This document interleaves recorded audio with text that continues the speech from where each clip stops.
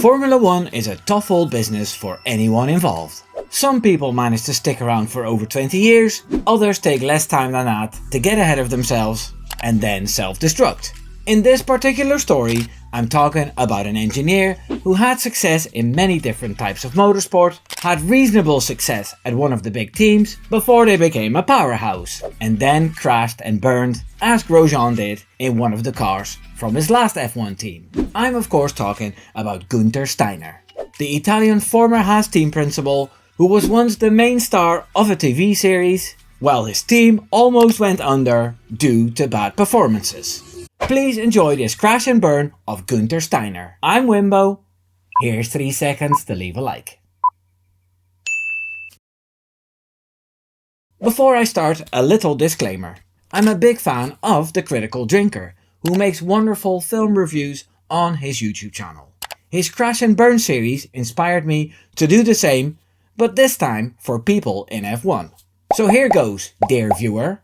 Guenther Steiner was born in 1965 in the Italian town of Merano, in Tyrol. His father was a butcher, but young Guenther loved engineering, so that's what he studied when he was older. Unfortunately for him, he never graduated, but moved to Belgium and started working as a mechanic on rally cars. From the late 80s to the late 90s, he held several jobs in different types of racing series. In 1997, he worked with Carlos Sainz Sr. at the World Rally Team. He was the director of engineering and saw his team finish as runners-up in 2000 and 2001.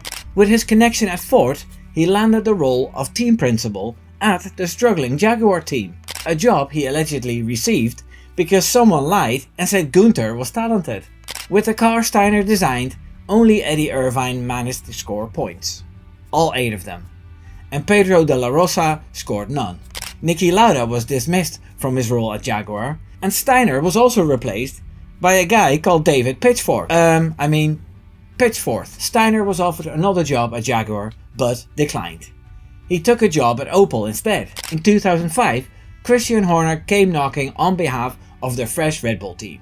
Horner is also a candidate for a crash and burn episode, but see how this one goes first. Gunther was Red Bull's technical operations director, and believe it or not, Red Bull's results started to improve. Then a certain Adrian Newey was poached from McLaren, and that made the technical team overcrowded, so Steiner had to go. He stayed with Red Bull but moved to the United States to start up the Red Bull NASCAR team. He stayed in that job until 2008. He then started a business called Fiberworks Composites, a business that creates and designs parts out of carbon fiber.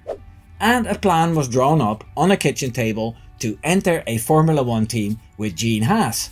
Steiner assembled a team of people, outsourced the complicated stuff to Ferrari and Dallara, and a new F1 team was born. In 2014 he became the team principal of the Haas F1 team.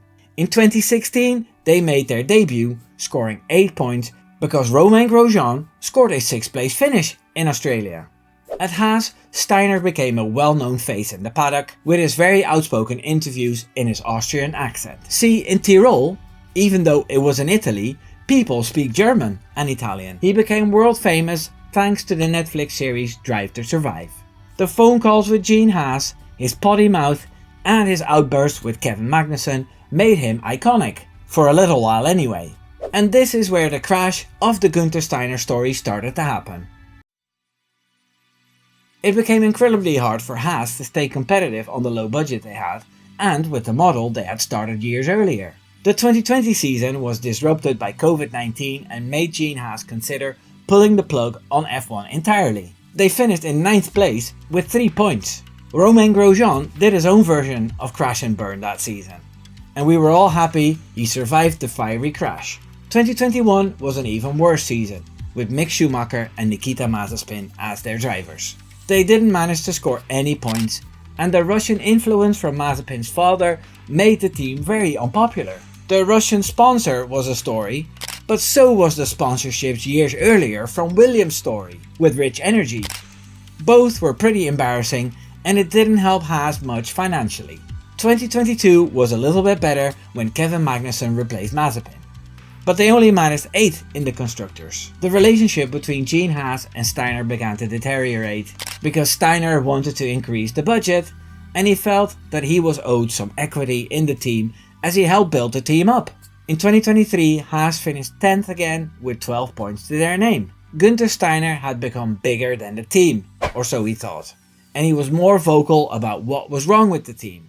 At the end of that season, he was fired, and his replacement was Ayo Komatsu, who already had a technical job within Haas. Gene's idea was to keep trying to be competitive with this budget in place, but focusing more on the technical improvements. Seeing how Haas is doing since Komatsu took over, he was right. The stardom that Steiner had received through Drive to Survive couldn't save a job, and in the end, this got old too. The fuck smash this and the wankers that was fun while it lasted. He stated that perhaps he stayed at Haas too long and that the model he started with was outdated. In any case, Steiner's career in F1 had crashed.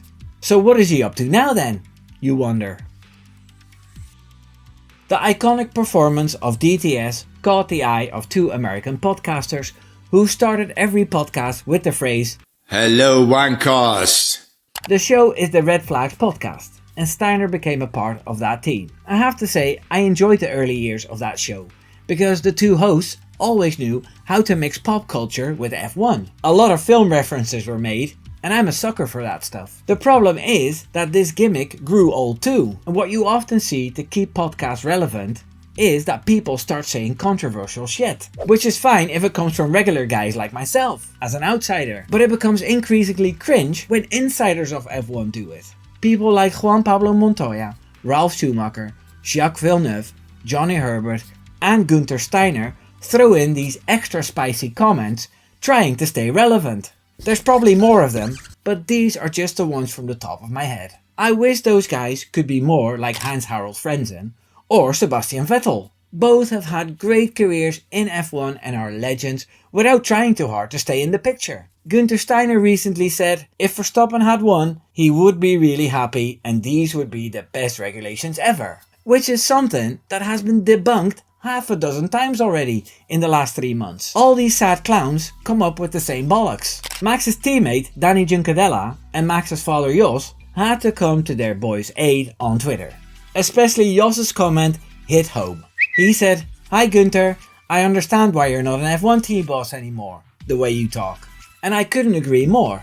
All that Steiner was famous for was his talking, his funny accent and his swearing. Those are great qualities for a real life soap, but not for an F1 team. This is why Komatsu is doing a much better job now. You barely hear from the man, pure focus on getting the car better, and with his Japanese connections, who knows what the future will bring.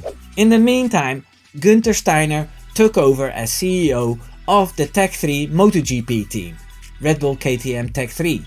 I know nothing about MotoGP racing, because one obsession is enough for me, but one of my loyal followers, Christina, told me that this team is struggling as well. There have been arguments with the leadership of the team, forcing Steiner to talk to the big bosses, and there were threats to go to Honda as well. It seems like history is repeating itself here, and even if his MotoGP team isn't dead last, looking at the history, it doesn't bode well. So, in conclusion, we have a guy whose determination to make it in motorsports without a degree led him to the pinnacle of motorsports, but the fame and fortune that came from a silly TV show made him crash and burn, reducing him to an annoying podcaster and a struggling MotoGP boss. Hope you enjoyed this episode of F1 Crash and Burn. Let me know if I should continue this series. Fuck smash the subscribe button.